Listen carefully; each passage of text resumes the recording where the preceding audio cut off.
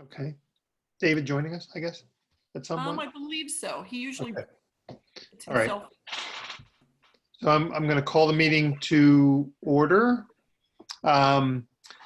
As superintendent of SAU 21 and as presiding chair until the reorganization of the Northampton School Board, I find that due to the state of emergency declared by the governor as a result of the COVID-19 pandemic, and in accordance with the governor's emergency order number 12 pursuant to executive order 2020-04, this public body is authorized to meet electronically.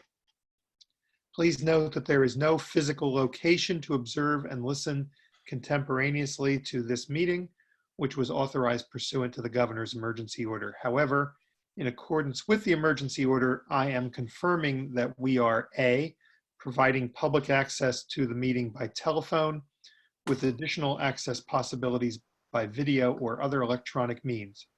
We are using Zoom for this electronic meeting. All members of the Northampton School Board have the ability to communicate contemporaneously during the meeting through this platform, and the public has access to contemporaneously listen and, if necessary, participate in this meeting through dialing the following number, 929-205-6099 and password 908-77414, or by clicking on the website address listed on the agenda and available on our website. B, providing public notice of the necessary information for accessing the meeting. We previously gave notice to the public of the necessary information for accessing this meeting, including how to access the meeting using Zoom or by telephone. Instructions have also been provided on the SAU office website, which is www.sau21.org. C, providing a mechanism for the public to alert the public body during the meeting if there are problems with access. If anyone has problems, please call 603-926-8992 extension 0 or email Rhonda Evans at revans@sau21.org. D, adjourning the meeting if the public is unable to access the meeting. In the event the public is unable to access the meeting will be adjourned and rescheduled. Please note that all votes that are taken during this meeting shall be done by roll call vote. Let's start the meeting taking a roll call attendance. When each member states their presence, please also state whether there is anyone in the room with you during this meeting, which is required under the right to know law. So Rhonda, would you take roll call, please? Yes. Aaron Stanton. Here, and I am alone. Greg Duffy. Here and all alone. Tom Von Jess. Here alone. Martin Tavasian. I'm here and alone. And Nermina Peterson. Here and alone. Thank you. Okay, thank you. I will now ask for a nomination for the Northampton School Board Chair. I move to nominate Greg Duffy to serve as the chair of the Northampton School Board. Second. Nomination by Aaron Stanton, second by, I believe, Mr. Von Jess. Are there any other nominations for the position of chair? Hearing none, I'll close the nominations and ask Ms. Evans to do a roll call. Aaron Stanton. Yes. Greg Duffy. Yes. Tom Von Jess. Yes. Martin Tavasian. Yes. And Nermina Peterson. Yes. Congratulations, Mr. Duffy. Thank you. Meeting's yours. Okay, welcome to this unconventional but thorough school board meeting. I'd like to first thank Bill Lupini and Dave Hobbs and Caroline Arakalian and all of the SAU staff for all the hard work they've done over the past 2-3 weeks. I know that they're hearing this on a regular basis. Thank you, thank you. But truly, when we look around the country and we see where other school districts are at, we all have friends in other states. You guys are doing a phenomenal, above average job I would give you a 4 on our competency-based. Yay, we'll take it. Thank I you. won't tell you if that's an A, but it's a 4. So the first matter to take care of is a vice chair. Do I have a nomination for a vice chair? I move to nominate Thomas Von Jess to serve as the vice chair of the Northampton School Board. Do we have a second? I'd second that. Second that. Thank you. All right. Ready for a roll call? Yep. Stanton, Yes. Greg Duffy, Yes. Tom Von Jess, Yes. Martin Tavasian, Yes. and Nermina Peterson. Yes. I have the vote recorded. Okay, thank you. The next matter to take care of is we have some appointed positions that the school board has membership on and takes representation of the school board through different committees through the town as well as through the school. And so we have several appointed positions. Does everybody have a copy of those in front of them? I believe it's in your board docs. I have a copy. Okay, so we have, 1, 2, 3, 4, 5, 6, 7, 8, 9, about 10 positions that need to get filled. And so I'll start with the first one, which is the SAU Operations Committee. Her last was Scott Baker, so that is vacant now. Aaron, you were the alternate on that last year. Yep. You guys want me to take over on that? Tom? Yes, Mr. Chair. Could we just give a brief description of what each of these are so that the new board members know, and if they're interested, they can volunteer? Certainly. So the SAU Operations Committee is a member of each of the districts that meets on I believe it's once a month basis, 4 times a year. 4 times a year at the SAU, and they will do sort of what I would call like the pre-work to a lot of the decisions that come to the joint board in our joint board meetings. So they will discuss the topics prior and gain some sort of consistency and some alignment prior to those being elevated to the joint board. Is that fairly accurate? Yep, well done. Okay. So I would say this traditionally has been a pretty good position for somebody's phone. Is that me? That was Tom. Wasn't me. No. That would be Aaron. It might be me. I think it's Aaron. Is it me? Okay. So I've never had traditionally, anything ring through my computer before.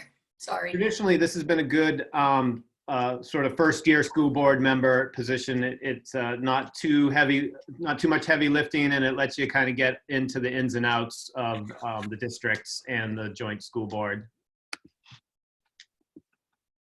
Anybody interested? I'm more than happy to help out. Thank you, Martin. Thanks, Martin. And that's for which position? So that's the SAU Operations Committee As the alternate? as the lead, I can stay on as alternate. and Aaron will stay on as alternate. All right, next is the SAU Policy Committee. Current board member Tom Von Jess has, I am happy to continue my work there unless someone else is interested. it's all yours, Tom. Take it away. Where Dr. Lupini vetoes me, because that may happen too. No, it's great to have you there. All right, and then an alternate is needed. I'll take it. Okay, Normina. Thank you. And then SEA negotiations were not needed this year. We're not in a contract year. Is that correct? Right, nor CESPA. We don't need either one, so those 4 positions don't need to be filled. Oh, okay. No CESPA either. All right, next will be the Facilities Committee. This is a committee that meets maybe every other month or so to review the Northampton long-term investments, and yeah, that's it. As far as facilities goes. Currently, that's me, and James was the alternate. So I'm happy to continue with that one unless somebody else wants to take a shot at it. I have an interest in that one. If you'd like me to take it, I'm more than happy to. All right, it's all yours then, Martin. Just so you know, we do have 4 members of the public viewing. I don't know if you guys can see that, but there are 4 of them out there now. Great, thank you. Thank you. Do we have an alternate for that position? I'm happy to be the, oh, I'm sorry. I'll take it. Nermina, okay. Sure. All right, next is our BudCom representative. This school board member will sit on the budget committee and represent the school board during the yearly and annual budget reviews and process. I'd be happy to represent us to the budget committee. Thank you, Tom. All right, Tom. And do we have an alternate for this? I'll be it. Nermina, thank you. You're filling your plate. I know. I know. Okay, New Hampshire School Board Association's delegate. Currently, Tom has this role. Tom, can you describe this one a little bit more accurately than I would do it justice? Sure, I'm happy to. So the New Hampshire School Board Association comes together once a year and takes recommendations from the districts to put forward proposals in terms of the policy. It's at one Saturday. There's usually a workshop in the morning from 10 to noon, and then the delegate assembly typically happens from like 1 to 3 or 4, and you would be representing our school board, having gathered our feedback ahead of time and vote according to the collective board at that meeting. It's kind of a neat opportunity. It does take up a Saturday, but it's good to see how other school boards work and to hear from the New Hampshire School Board Association directly. Thank you. Tom, you interested in continuing that, or you'd like to pass that on? I'd be happy to do it, but again, it's anyone that's interested is welcome to participate. Anyone else? Nope. Thanks. Okay, I'll do it. Thank you, Tom. Next is school council. Currently, Aaron and myself are representatives on there. I would still be interested in continuing that. Me too. I'll back you on that if you want to. Okay, so we'll keep that one as is. Next is Channel 22 representative. I'm not sure what exactly that job entailed. That job description's always been a little fuzzy. Aaron, did you have much with that last year? Nope. No. Nothing. I mean, maybe I should have done more. I did not have any interactions with Channel 22. So maybe if somebody. Okay, I don't have. I don't have a job. I don't know what the job description was. Yeah, I don't have a job description on that one. Matt, do you have any insight as, or Bill, do you have any insight as to sort of what the normal requirement might be for that? That may. I'm not 100% certain, but I think it's just to coordinate with Channel 22 for scheduling them to videotape our board meetings. So when we miss those meetings, it's all my fault. it's all your fault. Okay. No, I think it's just if there were to be any community outreach with Channel 22. All right. And is anyone else interested in that? Aaron did a bang up job last year. You want to keep that one, Aaron? Sure. Keep it going. Keep it going. Yep. All right, the legislative liaison. This was James had this last year appropriately. So I'm assuming this is any type of legislation that has to do with school gets run, James, that position would be the representative there? Yes. Okay. And what are the requirements there, Bill? Is that similar to the delegate where there's a yearly meeting? Yeah, it would make sense if it were the NHSBA person. Sorry, Tom. A second. You good with that, Tom? Yeah, absolutely. Okay. All right, CIP, Town Committee, Capital Improvement Planning. I'll take that. Erin will take that. Yeah. And then the Safety Committee. I'm assuming this is a school board representative that sits with the administration as well as the SAU anytime any safety changes or updates are implemented. Is that correct? Yeah, I'd say so. Yeah. All right. Anyone interested in that? I'm more than happy to work on that one as well. All right. Thank you, Martin. Martin.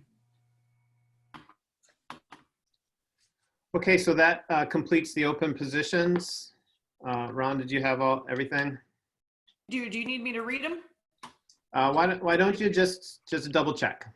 Okay. For SAU operations, I have Martin Tavasian. The alternate is Aaron Stanton. The SAU Policy Committee is Tom Von Jess. The alternate is Nermina Peterson. We do not need C or CESPA. I'm sorry, it just skipped on me. Let me see. Facilities Committee is Martin Tavasian. Facilities Committee alternate is Nermina Peterson. BudCom is Tom Von Jess. BudCom alternate is Nermina Peterson. NHSBA delegate is Tom Von Jess. The school council is Greg Duffy and Aaron Stanton. Channel 22 is Aaron Stanton. Legislative liaison is Tom Von Jess. And CIP Town Committee is Aaron Stanton. And Safety Committee is Martin Tavasian. Thank you. That's what I have as well.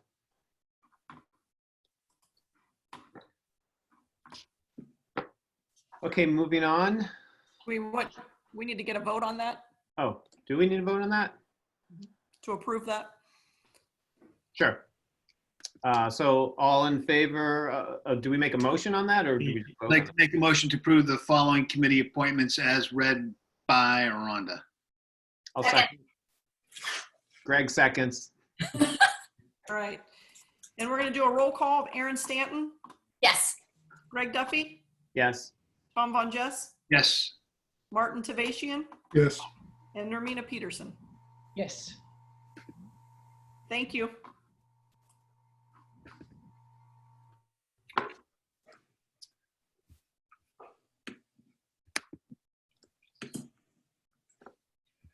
Okay, next on the agenda is approval of the minutes from March 5th regular meeting. I'd like to make a motion to approve the minutes from March 5th, 2020 regular meeting. Second. Okay, any discussions or comments or corrections? No? Okay, the roll call is Aaron Stanton, Yes. Greg Duffy, Yes. Tom Von Jess, Yes. Martin Tavasian, I'll abstain. and Nermina Peterson. Yes. Noreen, I believe you will abstain too since you weren't present for these meetings. Okay. All right, I have the vote recorded. Thank you. Okay, thank you. Moving on, correspondence and commendations. Do we have any?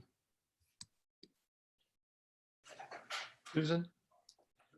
So I have a lot of commendations, but I wonder if I could just present them with my presentation. And I have I have something to share on the screen to show you some remote learning pieces. So basically my commendations are for every single person that works at the Northampton School, because everybody involved has just been amazing during this whole closure and all the things that had to happen in order for us to keep moving forward. So I can give you a little bit of specific information when I do my presentation, but honestly, just rock stars all the way around.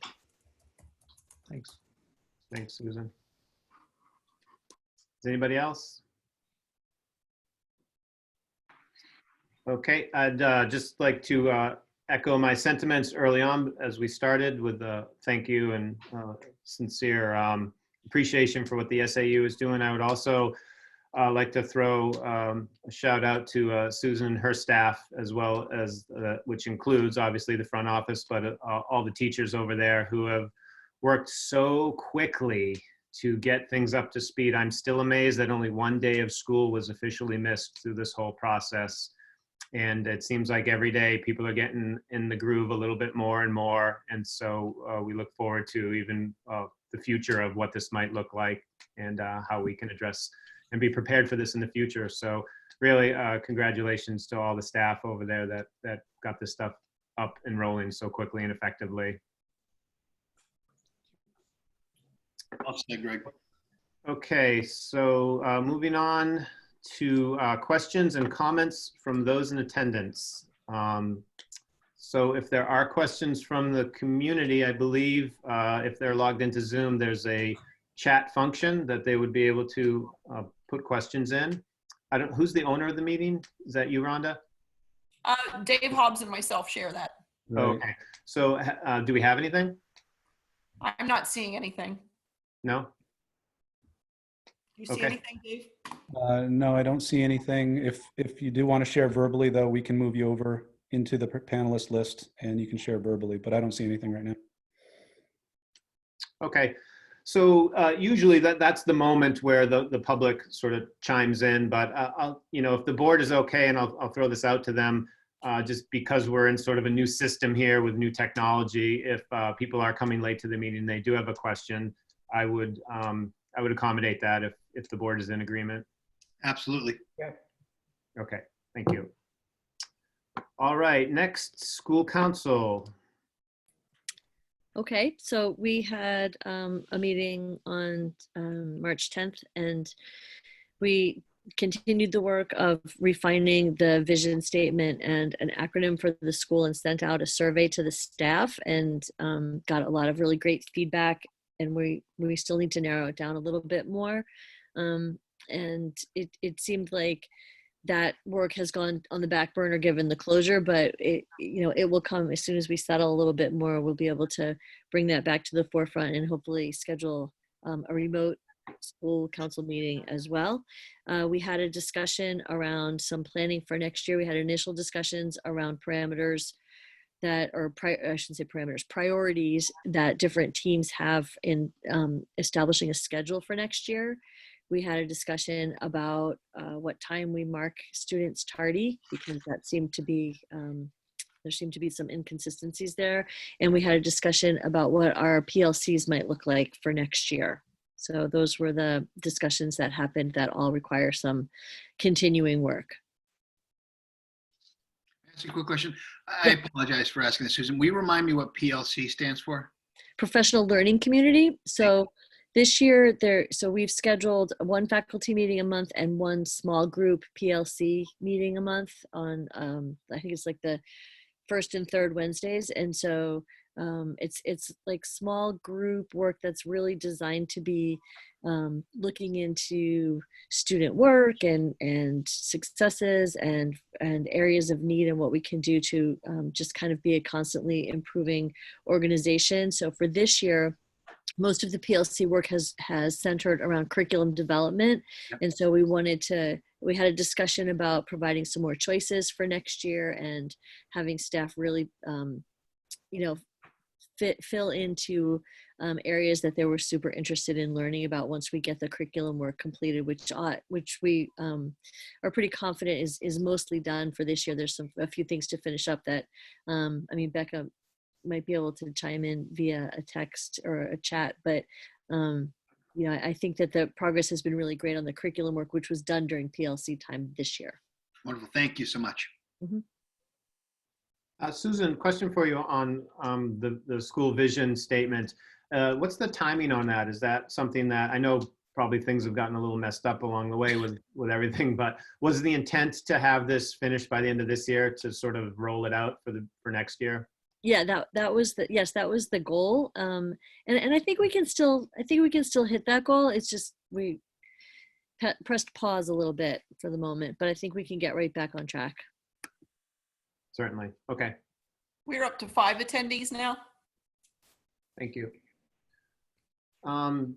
Any other comments on school council? All right. Moving on, we have under continuing business, we have an update on the COVID-19 relative to school closure. I believe that's going to come from Mr. Lupini. I'll start and then others will join in and give you some pieces. And again, I just want to say for the people observing the meeting, we're doing this regularly with Joint Board weekly at meetings that are scheduled and also up on our website. So we'll go over some of that in a little detail here, but we're doing that regularly with all of our board members once a week. So we did publish the calendar that the Joint Board adopted, which takes us through May 4th and beyond if the governor extends the closure and the remote learning period. And today, Dr. Hobbs published after working with principals, and we worked with our union, and he worked closely with Dr. Arakelian on remote learning expectations that we put out that are really focused on what we want people to be using that Friday time for and what we want them to be striving to do with their students in terms of real-time experiences with their students. And that's gotten a very good response from our staff, as the calendar did from staff and the parents who've been in contact with me. We have a second forum. We've scheduled community forums. We've made a commitment to do those weekly until this remote learning period ends. We had about 150 to 160 people who were in the forum at any one time last Saturday morning, and we'll do that again this Saturday.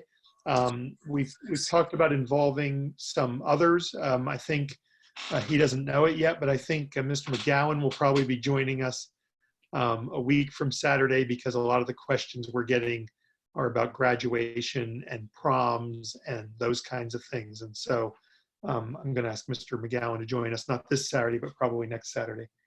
And the other thing I guess I would just say, one thing that I noticed is when the remote learning period was extended, because you may remember originally we were going to come back to school next Monday. But when that was extended through May the 4th, you know, I didn't find anyone who didn't think that was going to happen. Our staff thought that was going to happen. But I did notice how much that impacted people. And I'm sure you noticed it with kids and families. I heard it from parents as well.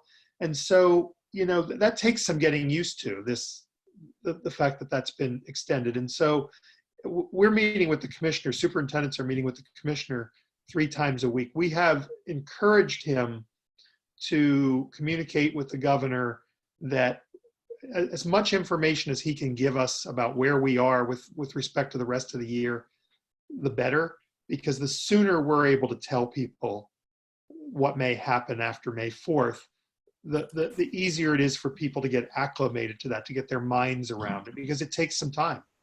It takes some time for us. I know it does for parents as well. And so he has made a commitment to do that. You may know that there are 8 states that have already, I think actually we're up to 9 now, that have ended their school years for the year, including Vermont, that are not going back. And so we are having conversations, as I said on that forum last week, about what that means to graduations, what that means to summer school, what that means to next school year. We're already implementing what it means to hiring, those kinds of things. Those things are in process. So I guess those are the sort of 4 pieces I want to highlight, and then ask Dr. Hobbs to talk about some of the remote learning pieces and grading and those kinds of things that he's involved in. Sure, thank you. Yeah, we continue to collect data around teaching and learning. The good news is, some sort of guideline and teachers were bad enough and 10 hours per day in school.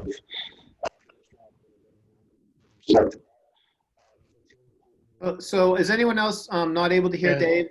David, we're not picking you up now for some reason. hello? Now you're back. Yeah? Yep. You were pretty jumbled through pretty much everything you said. So can you do over? Yeah, no different than normal, right? So data. We continue to collect data for teacher work days. We've kind of backed down from the fever pitch of week 1, where we were reporting 10 hours per day per teacher. We're hitting our stride more in the six hour a day range, which is way more healthy for everybody involved. We continue to collect data around student participation rates. Northampton, you guys are obviously, the vast majority of your classes are at 100% participation rate, which is just great to see. We had one teacher report 226% participation rate, so I will follow up with that. I don't know. Is that like stealing someone's Wi-Fi? I don't know. It wasn't math, was it? No. So teaching and learning, as Dr. Lupini alluded to, we published just general expectations for what teachers should be expected to do during regular days, Monday through Thursday, instructional days, but also trying to frame that Friday out in a way that makes sense, in a way that kind of leverages our ability to meet across schools in content areas. Increasing face-to-face interaction. That's another point that I put out today to all staff. That is going to be a primary focus over the next couple weeks, is just making sure that we have real-time connections with our kids. I think, in all this uncertainty can cause anxiety, stress. We all know this, and just a friendly face or a friendly phone call or video chat, whatever it looks like, really goes a long way with the SEL for our students. So that's been a push. Believe it or not, we're still on certification. We're still pushing certification. That date hasn't changed. We've got around roughly half of our staff that are up this year on the recertification list. So that's great. And I'll plan on giving you guys updates as that comes along. And yes, we are having the obvious conversations around grading and assessment that are going to come along with this. I obviously don't have a concrete plan for you guys at this point, but I can say that I've been speaking to principals. I met with curriculum coordinators today to put together something that can be vetted out at the leadership level and then eventually vetted out by you guys. So that's in the near future. So that's where I am. Any questions? Yeah, I do, if I may. So when you're talking about real-time face-to-face interaction, are we talking about real-time face-to-face instruction, or is it interaction, or is it both? So the message we put out today was that a student should be able to interact in real time with their teacher at least once a week. I backed off on the expectation that needs to be either content delivery or just a friendly check-in. However, I think as teachers get more and more comfortable with just the technology and just the habit of doing it, it's going to inevitably happen in curriculum or in content delivery. But no, I didn't put that out yet as an expectation. And okay, and it's once a week is the expectation, that each student once a week. All right. So, and I can see that if it's each student and you've got 16 students and you touch base with each one and you're doing your other work, it takes 4 days to get there, right? But if it were content delivery, you could touch base with more people, probably in groups, right? What would the ideal look like? And the reason I'm asking this, just for context, is you guys absolutely were amazing in the turnaround to get things going when we thought we were coming back, next week. Now that we know that it's until May 4th, and we need to plan for the worst, so assume that it might be further out than that. This next period is really important for our students. So what would an ideal situation look like? And it might need to be pre-K to 2 or in grades 3 through 5 or 6 or 8. I'm not suggesting that it's the same across the board. But Susan and David, if you could wave a magic wand and say, this is what great looks like, what does that look like over the next 8 weeks? Yeah, I think, well, for me, I think the answer is it depends. I think we're going to have a lot of our support staff working with kind of small groups of students, real-time digitally. I think we are going to see more and more just kind of classroom instruction face-to-face via technology. I think we're going to see teachers, even advisory teachers, win blocks, that kind of thing, being able to make those kind of just human connections. I think it's going to depend. I don't know if Susan, you have a different idea. No, I guess what I have a couple of responses to that. One is a lot of what you're talking about is already happening, and we're working to make sure that we've kind of like caught all students. So in other words, if teachers are worried because they're not getting participation from a particular student, we're working on having a master list and assigning people who maybe have some extra time to be the point person to check in with particular students who might just need a check-in, not, just what's going on. We just want to make sure everything's okay. Do you need help with anything, kind of a situation. And I can show you some examples when I do the screen share of things that are already happening in terms of real-time instruction and that check-in with students. So I feel like from where I'm sitting, I think the challenge is the sustainability and maintaining student engagement over time, because there was some novelty at first that I think it gave us some great participation, and I think now people's schedules are a little different, and it's maintaining that momentum that's our challenge, and so we have to kind of constantly reassess who's who might need a check-in. Yeah, so I know that there are amazing things happening, and I know that some EAs are even live with the students that they support, reading to them. So no question that there's amazing things. From a 10,000 foot view, from my perspective, one of the things that I wonder about is consistency. Because if I'm teaching a certain grade or a certain subject and someone else is, and they're comfortable delivering live content and they're delivering it to their students, and I can't, or I'm not comfortable doing it, that may not be right for all the students, right? Not everyone's getting the same experience. So rather than going to the lowest common denominator, I'm wondering what we can do as a board to help elevate and provide the support to reach that best opportunity for all students. And that's where my questions continue to come from. So to tag on to Tom's comments, is it, I guess, two things. Do we have the capabilities to do this? And when I say this, is it unrealistic that we have a regular school day? We had a regular school day with a regular schedule where kids were taught in blocks. Is it unrealistic to think that we could get there with maintaining the regular school day schedule and teachers teaching? Because I do agree that the 10 hours, like school isn't 6 hours, right? There's breaks, there's lunch break, there's recess break, you have unified arts break. So the actual teaching content, I haven't done the math, I don't know exactly what the number is, but is it unrealistic to take that schedule that already existed and supplant it with a live video session instead, and essentially not really lose the instructional portion of it, you just lose the physical proximity portion of it? Can I take that one? Yeah, sure. Okay, so I think that the feedback that we've gotten a variety of feedback from families, and for some families, they're either, the parents are also trying to work from home simultaneously, and with the youngest kids, that's sometimes a challenge to help them, to help them with the technology, and so some of the older kids are left a little more left independently to work more, and so their schedule turns into that adolescent schedule a little bit more. So I think some of the older kids are doing work in the evening.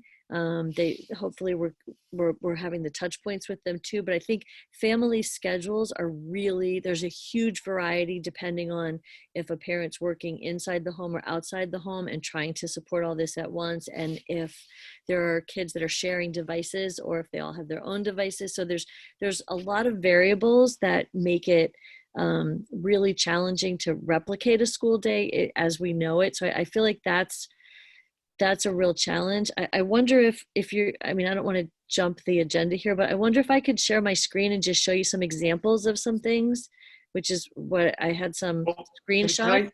Before you do that, can I just go back to Tom's question for a second? So Tom, I think that's what our conversation, I think that's what David and I talked to John Proto about today. Okay. So what is that, and how can we get there, and how do we use, I think that was one of the purposes of the Friday time. So, and we've already heard that teachers in a second grade from one school are going to use that time to talk with second grade teachers from another school, because they're able to talk with their own team now, but they may not have those strengths within that team, but they may exist at Hampton Falls. And so they can begin to share what they're doing, and people need to get comfortable with these platforms, because the last thing any teacher wants, I heard that once 10 times in our social emotional meeting today, where we were talking about our employees. Yep. Right? The last thing they want is to look like they don't know what they're doing with their students. Yep. And so we can tell them 1,000 times over, it's okay, it's a learning experience, but they don't want to do that. And so getting them comfortable with these platforms and what they may be able to do, and I'm watching that here in my own home, right, with my wife who teaches third grade, is really something. I don't know how long that takes. We're working right now toward that one time a week with these other pieces, like Susan's going to show you as a big part of this. I would guess if we're at this for some period of time, that begins to increase, but people need to get comfortable with doing those kinds of experiences first. And that's what we're working on right now. Yeah, so that's right. And people do need the training and time to acclimate themselves, and getting comfortable with stuff. Technology is tough stuff sometimes, and sometimes you end up getting there by trying it. And I think we need to also make sure that all the teachers know that they're appreciated and that it's okay to make mistakes. Yes. And nobody's going to criticize them if something happens because of a technical glitch. I mean, we weren't comfortable using this tool 3 weeks ago, right? And now look at you. Right. So, we need to make sure we give people the space to try and to make mistakes.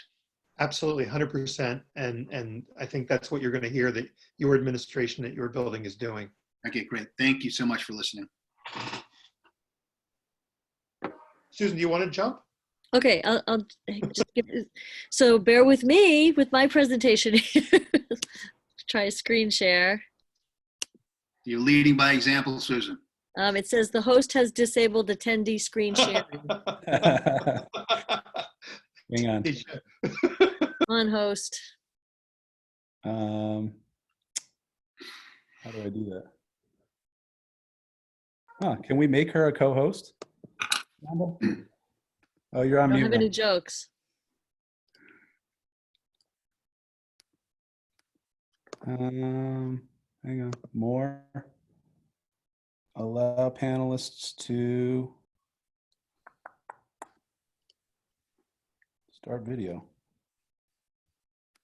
I'm now a co-host. I can see that. Okay, here we go.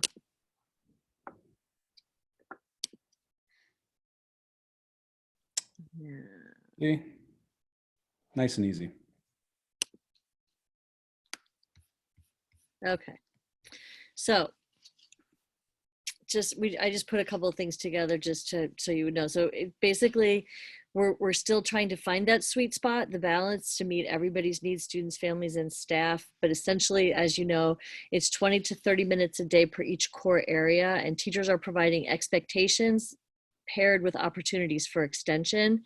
The UA teachers are providing needed opportunities as alternatives to screen time. And I think that's something that's come up a lot in our discussions is, nobody really wants kids just sitting in front of a computer all day. We want to have them up doing other things as well. You're aware of the Monday to Thursday schedule and what Fridays might look like. We had a great item pickup the Tuesday right after the closure started. Everything went really smoothly. The police came and ran a pickup with cones like you never saw. Also, in the meantime, we've conducted interviews for the first and third grade teacher openings due to the retirements, and so we're at the finalist stage now, and we're ready to move forward and hopefully make some recommendations to Dr. Lupini for that finalist part. And one of the other things we've gotten a lot of feedback on is that both parents and teachers, their mailboxes are just so full with tons and tons of emails, and so we're trying to streamline that communication for them. And so just in this corner here, you can see this is a list that's going home and it's getting posted on the website. These are all the different Google Classrooms for the UA teachers. and the codes that parents need to get into them. So all of this stuff gets communicated by the classroom teachers too, but the communication piece has been a little bit of a challenge to find the right balance there. This next part, actually, hang on a second. Let me see if I can. Sorry, that's better. So this is Drew Zaliga, and he's actually providing some instruction in 8th grade math, and I happened to sit in on a class meeting. So you can see on the right, I boxed everything out, but the students were able to ask questions, and they could type their questions, or they could just ask questions right in real time. So these are some examples of the instruction that we're actually seeing. So he was delivering, he was over my head when he was talking about cube roots and things like that, but he's made the expectations clear about what you do for 8th grade math and when the algebra piece comes in. So that's one example.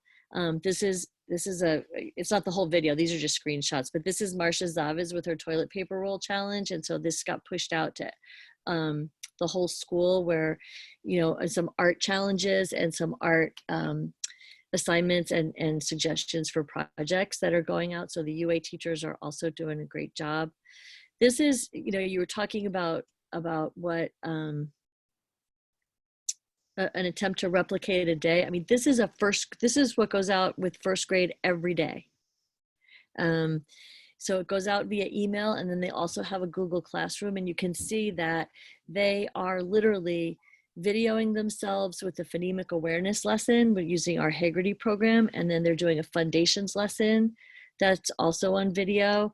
And they have read alouds either through an electronic site or with a teacher. So our reading teacher, Amanda Wernicki, also videos herself doing some reading. And I know Tracy posted herself reading a story the other day. So there's lots of things going on, but so there's suggestions for how much time it takes, but not necessarily you have to do this at 8 o'clock and this at 8:30, because we've gotten feedback that it's, a lot of families can't do it at the exact same time. But so this is a great example of, just a really full day, I would say, that the timing's a little different than when you're in school. But this is a 5th grade Google Classroom, a screenshot, and this is Catherine LaCroix, and you can see this was a real-time piece that she videoed of herself in the corner walking through the expectations for 5th grade for that particular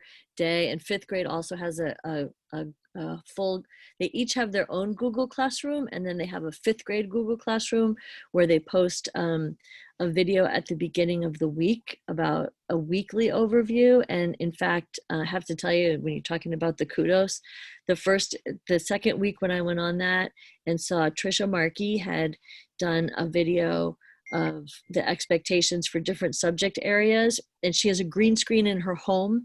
And so when she talked about reading, a library was in the background, and when she talked about science, a spaceship was in the background, and when she talked about math, there was all these numbers in the background. So she, really, it was really just amazing, honestly. This is the 6th grade teachers, and also have their Google sites up, and really wanted to foster kids participating in other, everybody knows that there's all kinds of learning that can happen, and it doesn't all have to be the typical academics. And this time at home does provide a gift of some time for, passion projects or creativity and curiosity. And so they created a separate 6th grade site called Cool Stuff 6th Graders Want to Share. And there's just kind of like amazing things. This was a video. This was another video that a student made that took pictures of the teachers and had, like, I don't know if she used Snapchat or what, she used some sort of a filter to kind of distort their faces. And then she did artwork of the distorted face and put it all together. It was really, like, very clever. So there's just all kinds of creative options going on too, and teachers trying to give kids a platform to share that. Seesaw is another platform that pre-K, K, and grade 2 are using, and you can just see the numbers. 1,196 posts in the last 7 days, 862 comments, like all the student work liking. And so what the teachers have done with Seesaw as a platform, as opposed to Google Classroom, is this isn't quite as interactive as Google Classroom can be, but it's interactive in a different way. Not actually, it's just as interactive, but not so much in real time. So they can post videos, and then at home, and Erin could speak to this, the kids can post their work right in the same stream. And so there's a lot of back and forth, kids seeing each other's work. And that also happens in Google Classroom, but Seesaw seems to be a platform that works really well for the younger grades. And you can see these are some preschool posts. There was like an art project that a student posted, and then this is Jody Dong, one of the EAs in the preschool, and that was a video of her reading that story to the students. And then Tracy's not able to speak because she's not a panelist on the forum, but she just wanted to make sure to let you know too that the collaboration with special education and student services has been really strong, and they've been working to provide services. The case managers are working with EAs and with classroom teachers to coordinate all those student needs. So Susan, if you need to bring Tracy in, we can do that. Well, if you go ahead. Yeah. Okay. I'm going to turn the screen share off though. So was that helpful to give you like a window into the variety of things that we're seeing and that are happening? Yes, I think no doubt, and I have no doubt. I've got two kids in there, and Erin's got kids in there, and Martin and Normina, and we've seen a whole host of the different methods and what's going on and how the kids are being engaged. And so please don't take this as a criticism. I'm trying not to be critical. I think I'm searching, it feels very organic, and I think by nature at the beginning of this process, it's going to be organic because we're going to have to figure out schedules and when things can happen and how they can happen. I guess what I'm trying to get is sort of what is the ultimate goal? Where are we going towards? Is the goal to get one instructional video, one live instructional course per student per subject matter? Like, what's the strategy and how we're going to get to an end goal, or instead of, yeah, we want this to happen, we think this can happen. Like, I haven't, maybe I'm missing it, but I haven't sort of heard, here's where we want to get to, and here's when we want to get there. And I think that's kind of what I'm asking for. And are there ways that that you can kind of define that a little bit for yourselves and for the teachers, so everyone has expectations, and for the parents? For me, given that we haven't done this before, and if my colleagues want to disagree with me, I'm perfectly happy to hear that. I think right now what we published is where we want to get. I would say that in another 2 weeks, we'll reevaluate that. Actually, we'll probably reevaluate it by the week as to where we are against getting to that standard, which was an interesting discussion with our union, and how we're able to use this Friday time to support people in getting everyone to that standard. I would guess we'll reassess that every week. I don't know. We're not going to get to running a school day for the reasons that Susan and others stated. We're not going to get to running the school schedule in this form. For sure. Are we going to increase that to some other number? I don't want to say that now, because if there are teachers on this,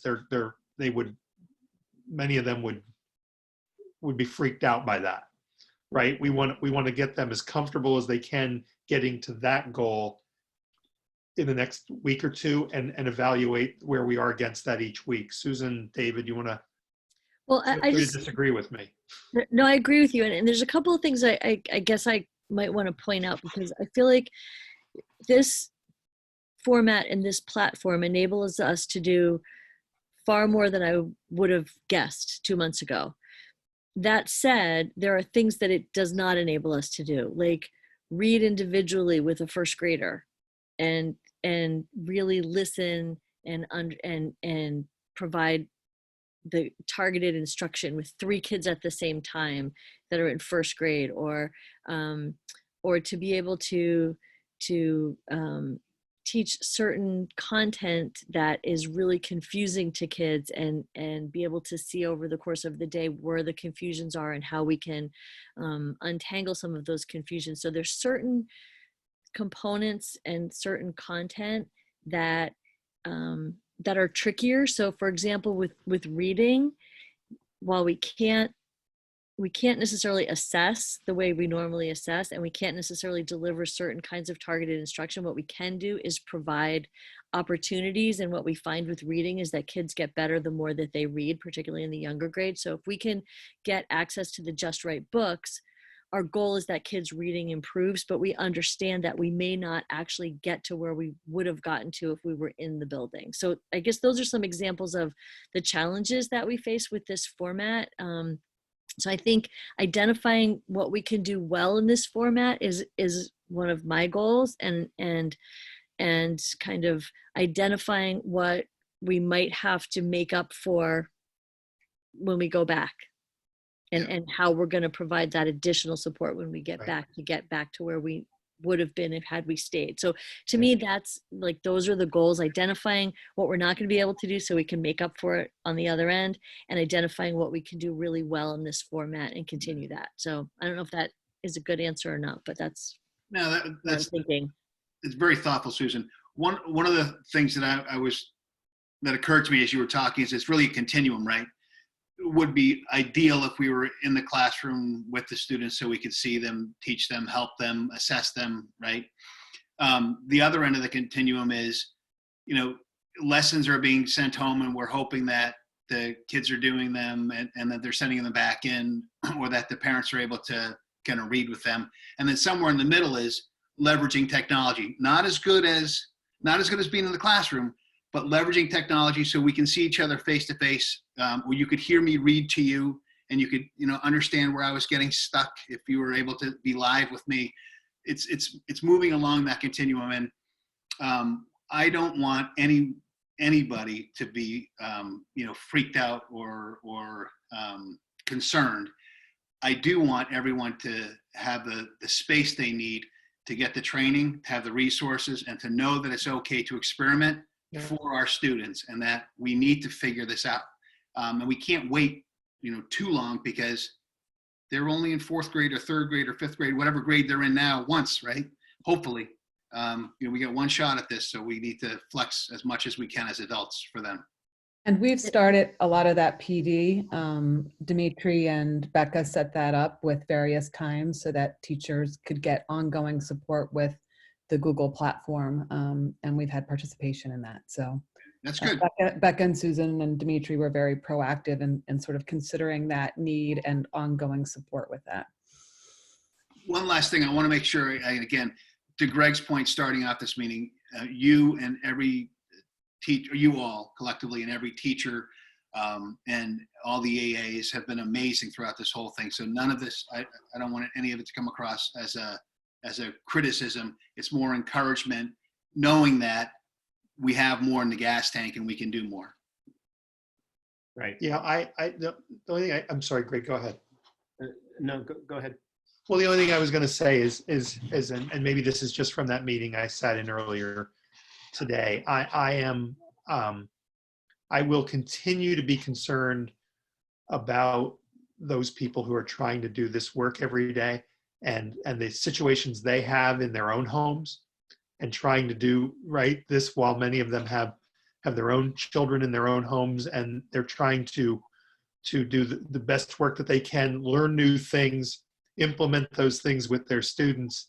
And we're having lengthy conversations about supporting their social and emotional, their mental health through all this as well, because some of those discussions have been in districts that we work with about people. I mentioned earlier, as much as I think people knew that we weren't going to go back on the 6th, that was tough to hear when it was extended to May 4th. And people had a tough time with that and continue to struggle with that. And all the time while they're trying to learn these new platforms and trying to do the best for their kids and do the best for you as parents, while dealing with their own family situations. It's very tough stuff, and we have great groups trying to continue to work to support them through all that, including the professional learning like Tracy talked about, including the SEL team that Dr. Arkelian is chairing, and that you all have representatives on that team. We're just trying to be really cognizant of all of those pieces at the same time here. Yeah, that's fair. And I know that all of our families are empathetic to the teachers, especially because they're at home and they've got their kids. A lot of our families are at home and trying to teach, and it's just the flip side of the same coin, right? So yes. I know everyone's dialed into that for sure. Yeah. So to those 2 points, is there, and so I think we're all looking for ways to think outside the box, and alternatively, is there anything that we can do? Well, I would encourage you to think, we're not thinking traditionally right now anyways, but maybe there's something else we need to do. Maybe we need to hire more part-time teachers and instructors to level the load. I know there's funds around, and I'm sure Matt can find us something, but are we staffed the right way for the situation we're in right now? And I know there's all sorts of hangups around and logistics around contracts and things like that, but we're sort of writing a new procedure here as we go through this. And I fully get it that if a teacher with 2, 3, 4 kids, their day looks a lot different personally and professionally. And so what can we do as a board do we need to free up some money? Do we need to start thinking about what some more temporary hirings might look like? Have you guys had those discussions? Susan? So what I can say is, some of the platforms and software that we've been using have been, a lot of companies have come out and said, well, we're going to make our resources free to schools during this closure. And so we've taken advantage of that. And I can give you one example in particular where we were using the free version of a program called Freckle. And what the teachers have found out is that it only maintains the student data for a week, and they want to be able to see before and ahead. And so, we're going to try to process some order. I think there are some ways, I don't know if Matt will agree with me or not, but it would seem to me that we're saving some money by not being in the building. There's, we're not going on field trips, things like that. So, we can afford to pay for subscriptions and not just take the free version of software that the teachers are finding valuable for instructional purposes. So that's, we're learning some of those kinds of things as we go. I think, in terms of more staffing, I'm not sure that there's a need for that at the moment. I think that our need is to organize and pair people up, match people up, and then see if we're shorthanded. And we're not quite there yet in terms of a school safety net, but we're working on that. So, and it may be that people need to buy some things so that they can work from home, and we have to reimburse them. I mean, I can see those kinds of expenses as things that if the board supported that and kind of gave us a, don't worry about the spending part. If we need to buy certain things, that might feel helpful. But honestly, I mean, you can cover your ears, Matt. I really wasn't worried about the spending anyway. But those are things that come to my mind anyway. But thank you. Someone mute her, will you?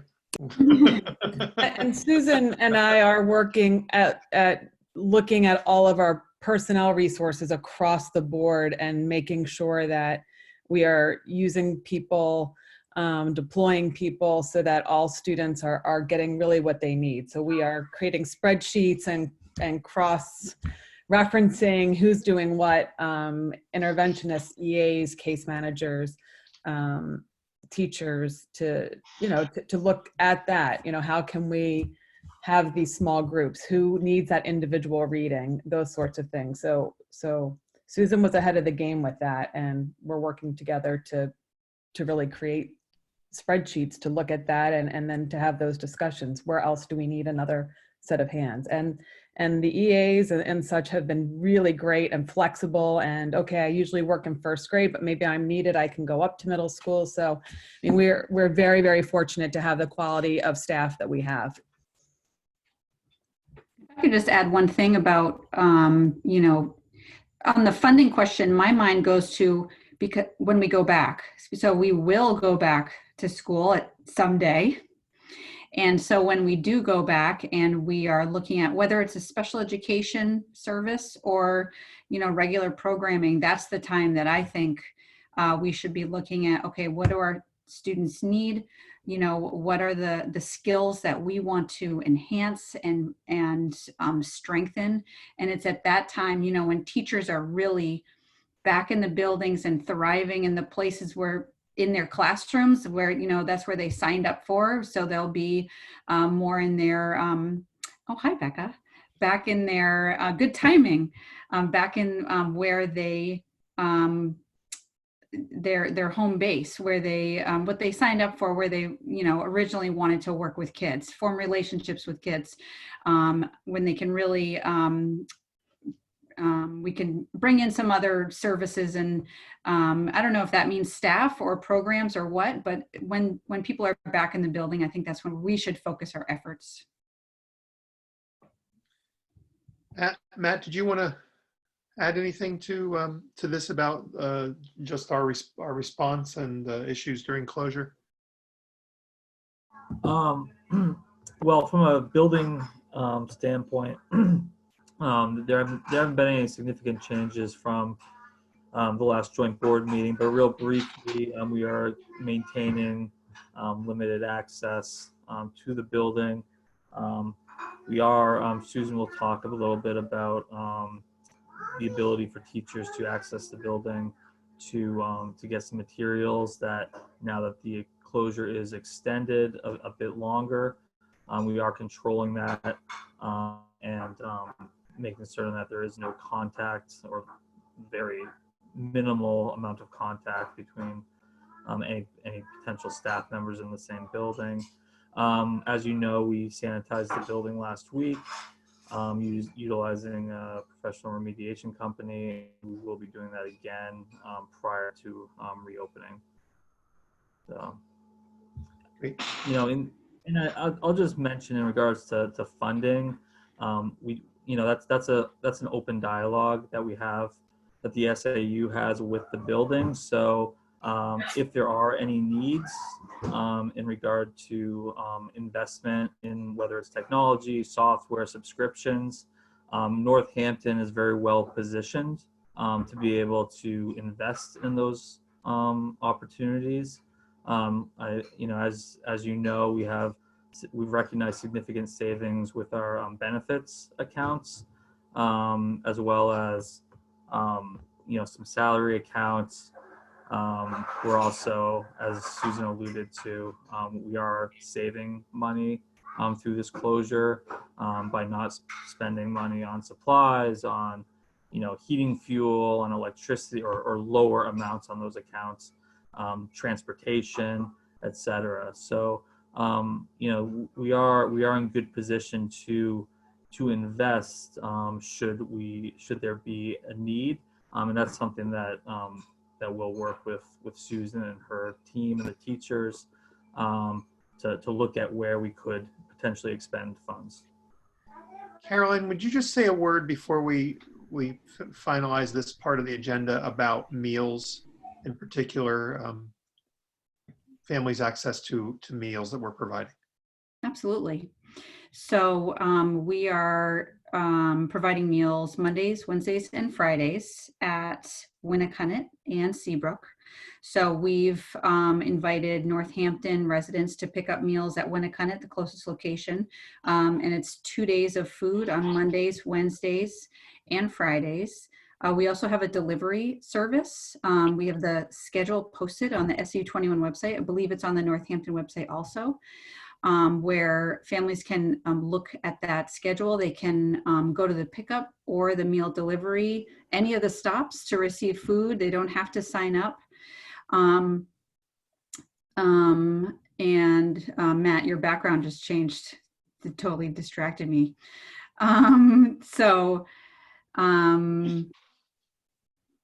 We're thinking about adding another route, but because the routes are getting pretty packed, we have a couple stops in Northampton actually. But at this point, we're keeping a close eye on it because we want to make sure it stays streamlined. We have EAs who go on both the delivery vans, and they've been fantastic. People sign up, different EAs sign up for each of the routes to help out with that. But the numbers are growing each day with our meal distribution service program. Great. Okay. Thank you. Actually, I did have an additional question for Susan and Tracy and maybe Caroline. I imagine that the special needs side of this is probably one of the most challenging things with 504s and the one-on-ones. Can you talk a little bit about how you're addressing that, if you can? Sure. Yeah, go ahead. No, go ahead. You start. I mean, we are, I have weekly special ed staff meetings. I'm meeting with each case manager one-to-one. We're creating service grids and really thinking outside the box about how to deliver services. As directors, we're meeting once a week, and I'd say there's twice a week DOE special ed updates to give us guidance on how we can best serve the need. It is a heavy weight on all of our shoulders, I'd say. It's something that we are always looking at, but much like regular ed, we know that we can make progress, but the progress may look different than if we were in the brick and mortar building. As far as the one-to-ones go, that's just been handled differently depending on the student and parent need. But I'd say, students are getting speech services, students are getting, OT services, students are getting specialized instruction. So, again, would it be better if this case manager could sit across the table with his or her small group? Yes, but they are leveraging, the live video conferencing as much as they can and trying to accommodate parent schedules and such, knowing that's it's a need, but it's a lot of conversations with parents, and it's a lot of conversation. It's a lot of meetings to make sure that we are doing the best that we can. So, thank you. I'm proud of my staff. They've really been very creative and willing to embrace the technology to meet the needs of their caseloads and to support their students in the general ed curriculum as well. Mm-hmm. I would just add to that, the Bureau of Student Support is working as fast as they can to give us updates and get restrictions lifted on some of the rules and regulations. When schools first closed, the Office of Civil Rights didn't even have any online platforms that were approved for related services. So they lifted that within a couple of days. So then we were able to get speech and OT working again and counseling. Now we're waiting on guidance as far as how we can get different documents approved digitally, whether that's DocuSign or just an acknowledgement in an email. But we continue to have special education meetings. We have to figure out how to do evaluations, because that's not something that's going on, that can't happen virtually. So we just keep plugging along and do what we can within the guidelines that we have. But as far as work with students, I absolutely agree. People are above and beyond reaching out to kids, working with kids, still maintaining and strengthening relationships with kids to make sure that they can access the curriculum. Thank you. Thank you. Okay. Any other questions? No. Erin? Yeah. I think yeah. Okay, I was muted. I just wanted to add one thing. Again, I think the teachers, staff, administration have gone above and beyond my expectations. Every time I log on, there is communication from Tracy, from Susan. They reading the books and uplifting things. As a parent who has a kindergartner all the way to an 8th grader,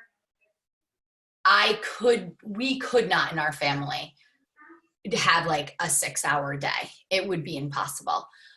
For little kids, they can't sit in front of a computer and log in. He does a 15-minute session. I'm there present for every time he's working on the freckle or doing his Lexia reading. But the teachers have been amazing. Mrs. Wernicke, he reads and videos it and sends it to her, and she gives me feedback on what he should be doing. So every grade level has absolutely done outstanding. Now, talking to, I think, within the 8th graders, as we get older, each week has gotten better, more contact with the teachers. My daughter has had individual meetings with them face-to-face. When she has questions, they hop right on there and help her out. But the one thing that, and I know these things are all constantly changing week to week, the thing that is, I think, bothering some of the kids is that it's not required, the meetings. And I understand that they can't be required, but it always seems to be the same, maybe 10 kids out of a group of 40 that are on. And I know they're benefiting from that. And that's what I keep telling her, is that you're benefiting from it. That's why we're there. That's why we're logging on.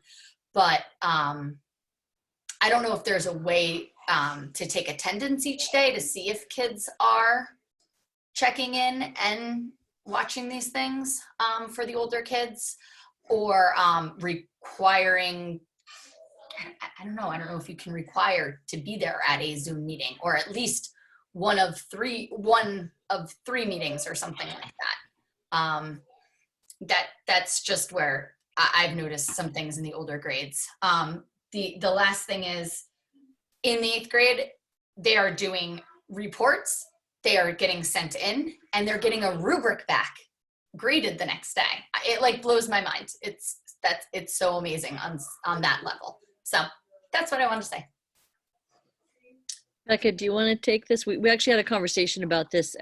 We had a meeting with the middle school teachers earlier today. We had a full staff meeting later, but this came up at the meeting. Do you want to take it, Becca? Sure, I'd be happy to. So there is a bit of an organic component to this, as we said earlier, finding what's working for students and what's not working for students and families.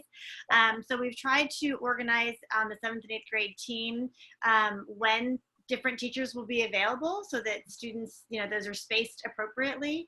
We certainly want to leave them as times where kids can just stop in and get the help that they need, that's a little bit more individualized. And we spoke today about organizing a schedule where the student's presence would be expected. Okay.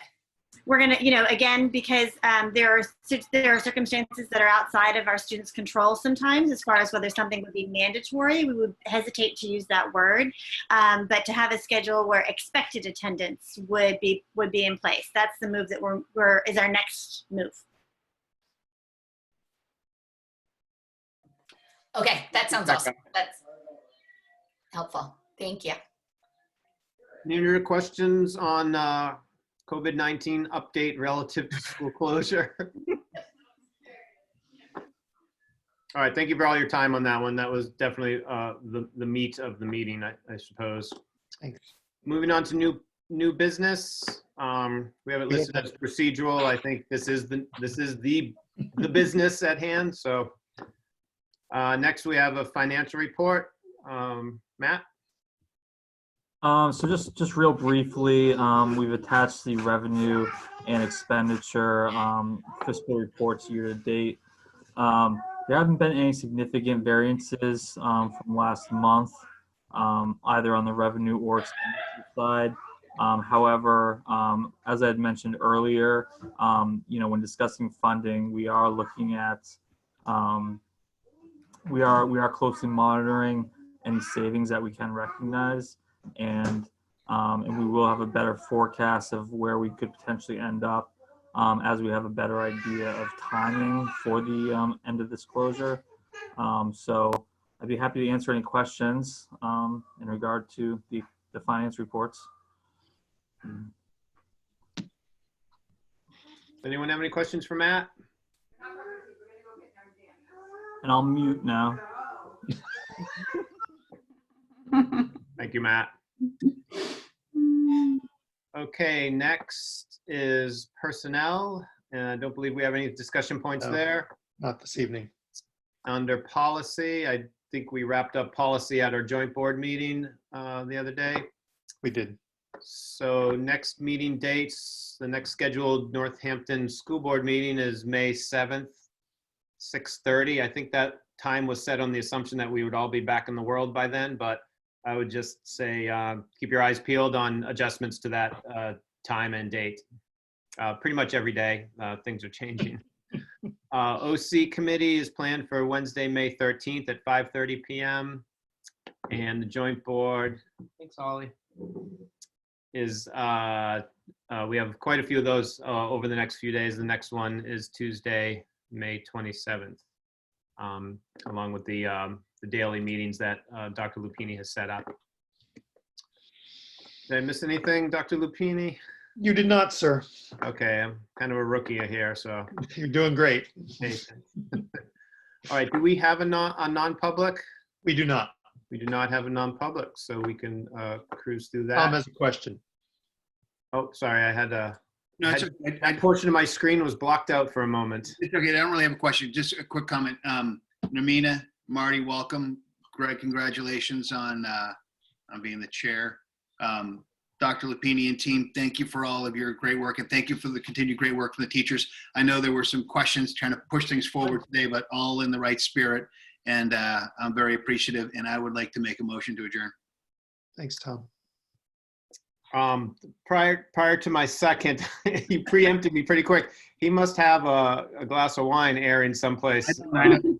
I also wanted to extend my congratulations to Normina and Martin for for winning their school board seats handedly, and welcome aboard. And we're off to a very interesting start.